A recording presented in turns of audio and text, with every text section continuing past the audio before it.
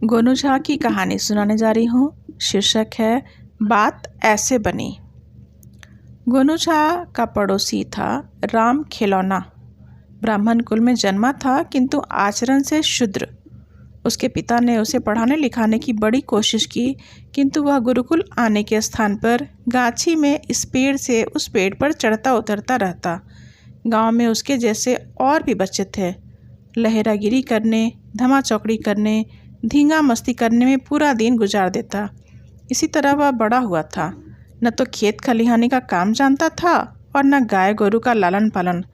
जब तक उसके पिता जीवित रहे तब तक उसे भोजन की चिंता नहीं करनी पड़ी, लेकिन पिता की मृत्यु के बाद वह दाने दाने के लिए मोहताज हो गया।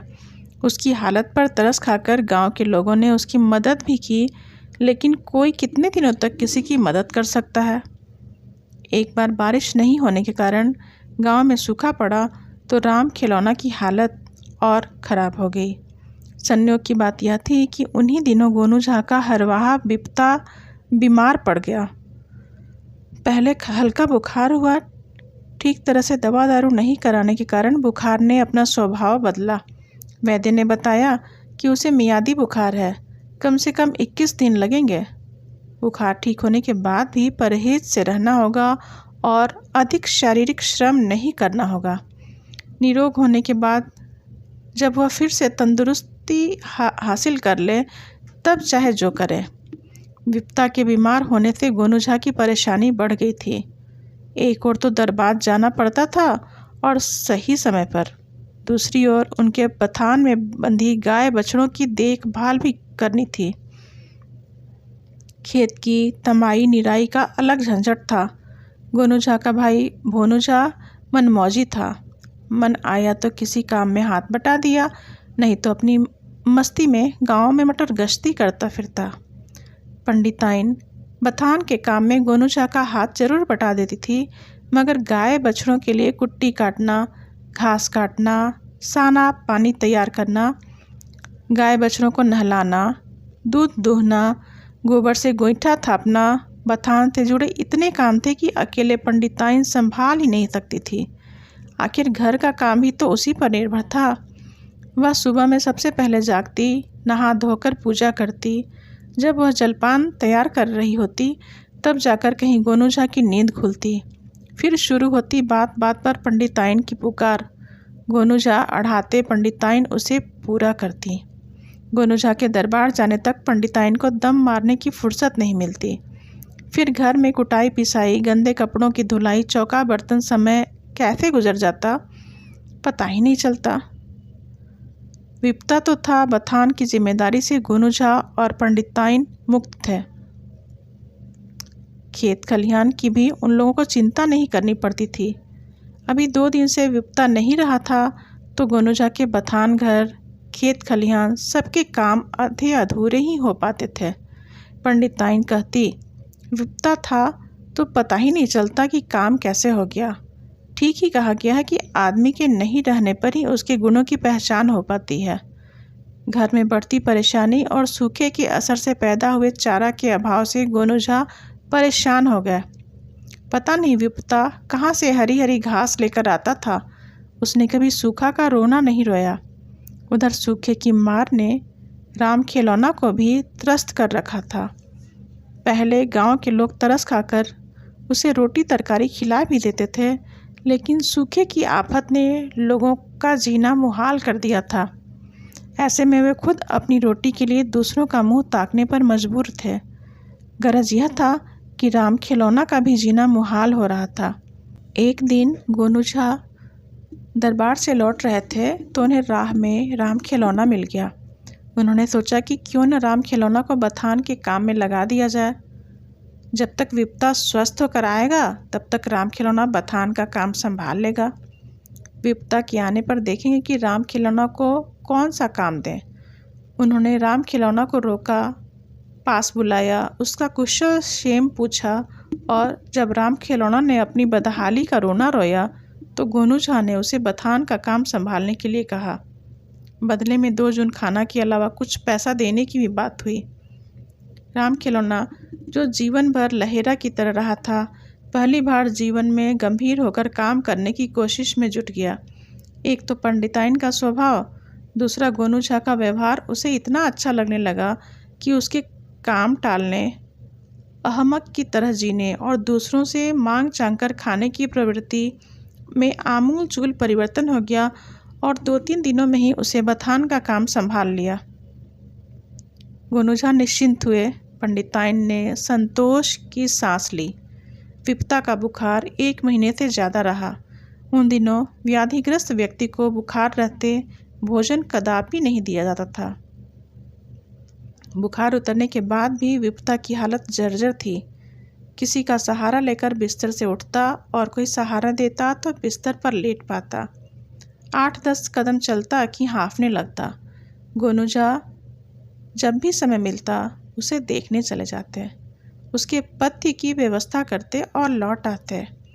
विपता की हालत ऐसी नहीं थी कि 2-3 महीने से पहले ठीक हो जाए। बथान का काम राम खिलौना ने संभाल लिया था, इसीलिए गोनू झा चाहते थे कि विपता पूरी तरह से ठीक हो जाए तभी काम पर लौटे। उधर राम खिलौना का मन पूरी तरह काम में रम गया था। उसे लगता था कि काम ही क्या है, 2 घंटे सुबह और 2 घंटे शाम मन लगा के काम कर लिया जाए तो पूरे दिन मटर गश्ती की छुट्टी। मटर गश्ती करते हुए जहाँ हरी घास दिख जाए गढ़ लिया और लौट आए। दिन में भी भरपेट भोजन और रात में भी भरपेट भोजन। खाना कहाँ से आएगा इसकी कोई चिंता नहीं। अब किसी से रोटी मांगने की कल्पना से भी शर्म आती राम खिलौना को। महीने भर में ही गोनू झा और पंडिताइन के साथ रहते हुए राम खिलौना के सोचने का तरीका बदल गया था।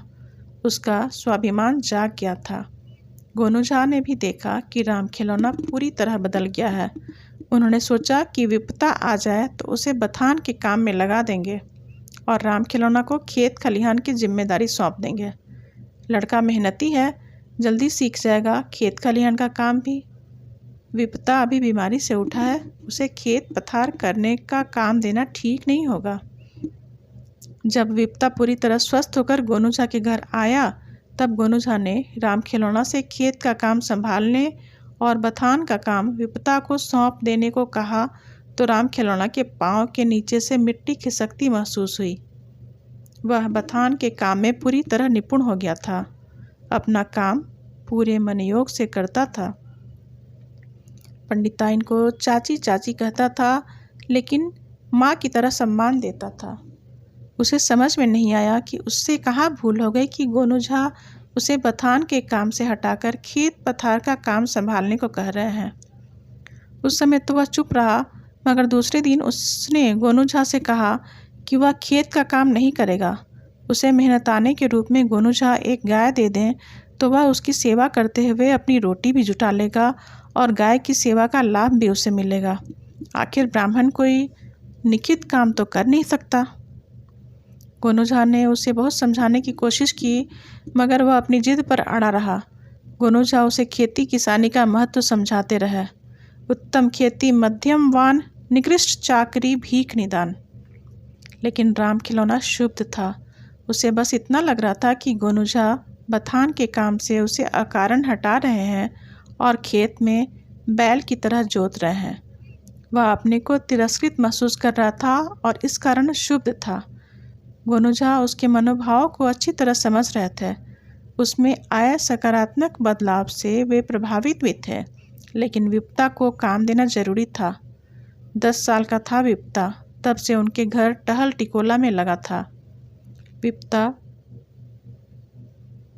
तब से बिल्कुल घर के सदस्य की तरह हो गया था। जब राम खिलौना की जिद बनी रही तो गोनू झा ने उससे कहा, ठीक है, तब गाय नहीं एक बछिया ले जाओ बथान में चुन लो। राम खिलौना बोला, बछिया मतलब गाय की बच्ची? हम लेके क्या करेंगे? तब गोनू झा ने कहा, यदि तुम्हें बछिया इसलिए नहीं चाहिए कि वह गाय की बच्ची है तो बथान में जाओ और जिस गाय की बच्ची न हो उसे ले जाओ। राम खिलौना के साथ गोनू झा बथान में आए और राम खिलौना से बोले, जाओ चुन लो। राम खिलौना ने एक सुंदर सी गाय की पीठ पर हाथ रखा तो गोनू झा ने पूछे, क्या यह ऊँट की बच्ची है? राम खिलौना को बात समझ में आ गई। जो भी गायें थीं सभी तो कभी बछियाँ ही थीं। उदास होकर राम खिलौना बथान में से एक दूसरी गाय के पास जाता और उसे प्यार से टहलाता। गाय उसे भी चाटती। गोनूझा ने देखा कि बथान की सारी गायें राम खिलौना के स्पर्श से पुलकित हो जाती थीं। उन्होंने राम खिलौना से कहा, मैंने तुम्हें यह थोड़े ही ना कहा था कि तुम बथान में आओ ही नहीं। अरे पगले, विपता बीमारी से उठा है, खेत नहीं जा सकता, इसलिए खेत की बात तुम्हें कही थी। राम खिलौना के चेहरे से उदासी के भाव हट गए। उसके चेहरे की रंगत लौट आई और उसने एक गाय का सिर सहलाते सहलाते उसे चूम लिया। गोनूझा मुस्कुराते हुए बथान से बाहर निकल गए। राम खिलौना भी उनके पीछे पीछे आया और बोला, पहले सामने वाले खेत में हाथ लगाते हैं पंडित जी। गोनूझा मुस्कुराए और उसका कंधा थपथपाते हुए बोले, तुम्हारा काम है, जैसे करो, मैं उसमें दखल नहीं दूंगा। अपनी गाय बछिया पर भी नज़र रखना। राम खिलौना को मानो सारा जहां मिल गया। गोनूझा वहां से चले गए और राम खिलौना बथान में एक गाय की पीठ सहलाने लगा। कहानी समाप्त। यदि कहानी पसंद आए तो उसे लाइक, सब्सक्राइब और शेयर ज़रूर करें।